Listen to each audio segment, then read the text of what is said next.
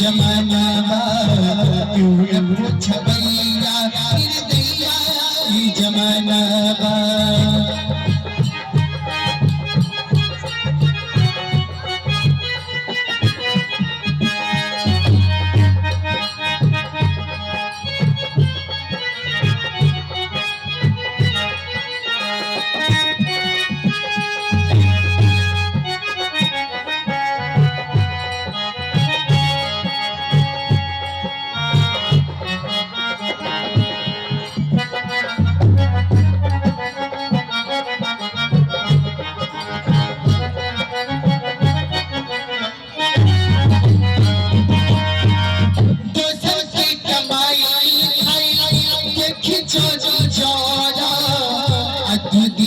जिंदगी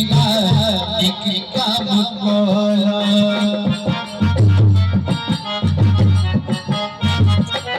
दोस्तों की कमाई देख जो दो दिन के जिंदगी एक काम बोला दो दिन के जिंदगी एक काम बोला